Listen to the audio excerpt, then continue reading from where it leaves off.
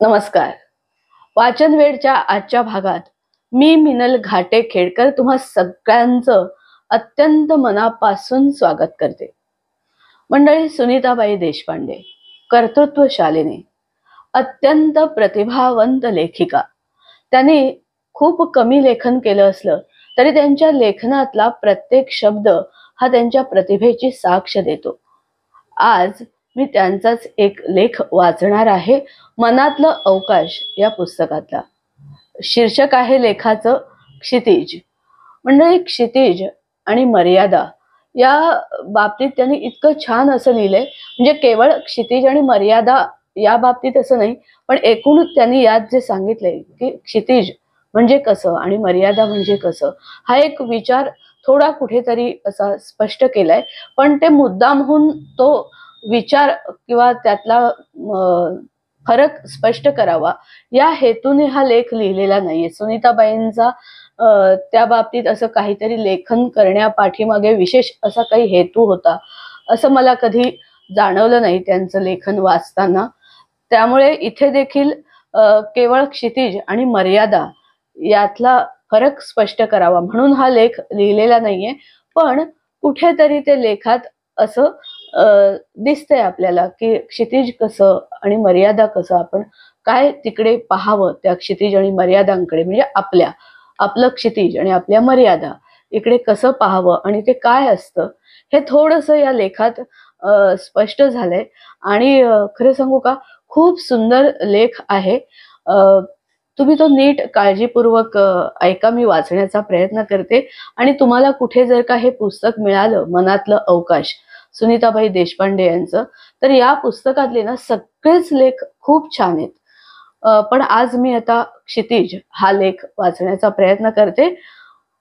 सुनीताबाई देशपांडे. क्षितिज. स्वतःची गुढ कुणी उकलावी हे निसर्गाला मान्यच नसावं. आपण अंदाज करत असतो, उलटसुलट विचार करून थोडं बहुत आकलनही करून घेतो. पण बिनचूक शोध हे क्वचितच अधूनमधून लागतात. ज्ञाताच्या मानाने अज्ञात कितीतरी पटीने अधिक आहे. लहान मुलं खेळत असतात तेव्हा कितीतरी चुका करतात. आपल्या दृष्टीने बराच वेडेपणा करतात. पण त्यातूनही ती नकळत धडे घेत असतात, शिकत असतात. वयाने मोठं होता होता शिकत जाणं आणि शिकता शिकता मोठं होणं हेच टिकाऊ किंवा खरं मोठेपण. या अर्थाने आयुष्यभर आपण शिकतच असतो. वयाबरोबरच ज्ञानात, अनुभवात वाढ होतच असते. याला अपवाद म्हणजे ज्ञानाची चवच नसलेला किंवा जन्मजात बुद्धीची भूकच नसलेला अभागी माणूस. नव्या नव्या अनुभवांची, ज्ञानाची चटक लागण्याच्या तोडीची दुसरी समृद्धी नाही. राजे रजवाडे आपल्या दरबारात विद्वानांना सन्मानाने उगाच नव्हते बाळगत. यच्च यावत वनस्पती सृष्टीकडे आणि प्राणी सृष्टीकडे आपण एखादं प्रदर्शन किंवा सुंदर शिल्पसंग्रह पाहावा अशा नजरेने निरखून पाहायला शिकलो तर वेळ कधी निघून गेला आणि आपण वयोवृद्ध कधी होऊन गेलो याचा पत्ताच लागणार नाही. आयुष्याचा फुगा कधी फुटेल हे कुणालाही कळू शकत नाही. मग सुंदर सुंदर स्वप्न पाहत जगायला काय हरकत आहे? हा विचार पटण्यासारखा आहे ना सुनीताबाईंचा, की आयुष्याचा फुगा कधी फुटेल हे कुणालाही कळू शकत नाही, मग सुंदर सुंदर स्वप्न पाहत जगायला काय हरकत आहे? आपल्या शरीरात मेंदू नावाची गोष्ट आहे. बुद्धी आणि कल्पना शक्ती या दोन्ही गोष्टींना जन्माला घालून त्यानेच आपल्याला स्वप्न पाहण्याची दृष्टी दिली. या दृष्टीला डोळे, स्पर्श या कशाचाही आधार न घेता प्रकाशाच्या गतीहूनही कितीतरी पटीने अधिक वेगात वास्तवाला तर भिडता येतच, पण वास्तवात नसलेल्या निर्मितीशीही शिवाशिवीचा खेळ खेळता येतो. जड जड वाटणाऱ्या अशक्यातून हलकं फुलकं खेळणं तयार करून मनाच्या हाती खेळायला देता येतं. अज्ञान किंवा अंधार यांना स्वतःचं अस्तित्व नसतंच. माहितीचा आणि प्रकाशाचा अभाव या स्थितीलाच आपण या नावाने ओळखतो इतकंच. तिथं काळोख आहे याचा अर्थ तिथे काय आहे किंवा काय नाही ते प्रकाशाअभावी आपल्याला दिसू शकत नाही हाच. याच्या यावत जगाला जन्म देणारा, त्याला सांभाळणारा, त्याचा उद्धार करणारा वगैरे असा जो परमेश्वर आपण कल्पिला आहे, त्याला देखील आपण स्वर्गातच कोंडून ठेवलं आहे.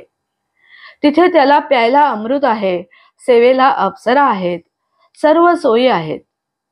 पण पृथ्वीवर येऊन पिठलं भात खाण्याची इच्छा करणं त्याला शोभणार नाही. त्यातून कांदा लसूण वगैरेचा वासही त्याला मना आहे. इथल्या सौंदर्यवतींना मायेनं आशीर्वाद आणि शुभेच्छा देण्याचा हक्कच आपण त्याला बहाल केलाय. पण त्यांच्यावर भाळण्याचा अधिकार फक्त आम्हाला आहे. तो अधिकार आम्हाला निर्माण करणाऱ्या त्या परमेश्वरालाच काय, पण त्याच्या बापालाही आम्ही देणार नाही. प्रत्येकाच्या अशा मर्यादा म्हणजेच त्याचं क्षितिज ना. कवी बोरकरांच्या दृष्टीने वर्षे मागे पडत असतात, क्षितिज मात्र पुढंच जातं. तर कवी ग्रेसचं म्हणणं, क्षितिज जसे दिसते तशी म्हणावी गाणी. या कवींचं विश्वच वेगळं. त्यांना स्फूर्ती आली की त्या वेळी नवी नवी क्षितिज निर्मिता येतात. अशा कविता वाचून आनंद घेणं हीच आमची मर्यादा, आमचं क्षितिज. पण आमची मर्यादा म्हटलं की कोंडून घेतल्यासारखं वाटतं. तर आमचं क्षितिज म्हटलं की दृष्टी आकाशाला भिडते. अनंताचा पदस्पर्श करून त्याला लोटांगण घातल्याचं समाधान, तृप्ती लाभते. इथे शब्दांचे सामर्थ्य ध्यानी येते. शब्द अर्थाआधी यावा हे तो ईश्वराचे देणे. शब्द अर्थाआधी यावा हे तो ईश्वराचे देणे असे मर्ढेकर का म्हणाले असतील, त्याचा अंदाज घेण्याचं धैर्य करावे असे वाटून जाते. क्षितिज हा निसर्गाचा भाग म्हणायचा, आपल्या दृष्टीच्या व्याप्तीची मर्यादा म्हणायची, की आपल्या कल्पना शक्तीचीच मर्यादा म्हणायची? सोसाट्याचा वारा हा डोळ्यात धूळ फेकतो. त्याच्या आवाक्यातली सगळी वनस्पती सृष्टी आणि प्राणी सृष्टीही आपल्याला शरण येईल असं थैमान घालतो. पण तोच झुळूक होऊन आला तर सर्वांना किती सुखावतो. वाऱ्याच्या या दोन गतींमध्ये त्याचं क्षितिज कुठे आहे म्हणायचं? असे अनेक प्रश्न सुटणार नाहीत हे कळत असताना देखील ते सोडवण्याचा प्रयत्न करण्यात म्हणा किंवा त्यांचा विचार करण्यात वेळ किती छान जातो. त्यातून थकवा येत नाही. उलट शब्दकोडी सोडवत बसल्यासारखा हुरूप येतो. आनंदाच्या अनेक मर्यादांपैकी ही एक. आनंदी आनंदगडे इकडे तिकडे चोहीकडे ही जशी बालकवींच्या आनंदी आनंदाची एक मर्यादा, एक क्षितिज. माणसा माणसात प्रजानन आणि राजा ही दोन्ही माणसंच असली तरी त्यांचे वास्तव्याचे स्तर जसे वेगवेगळे असतात, तसेच मर्यादा आणि क्षितिज या शब्दांच्या वापराच्या साहित्यातल्या वास्तव्यातले म्हणजे नेमके कुठे कधी कोणत्या संदर्भात ते शब्द वापरायचे त्या स्थळ काळातल्या विवेक क्षणांचे स्तर असू शकतात. त्यावेळी ते लक्षात घेणं यालाच शहाणपणा म्हणता येईल.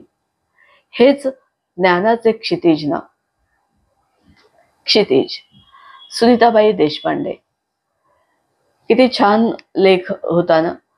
मला हा खूप आवडला म्हणून म्हटलं आज वाचूया.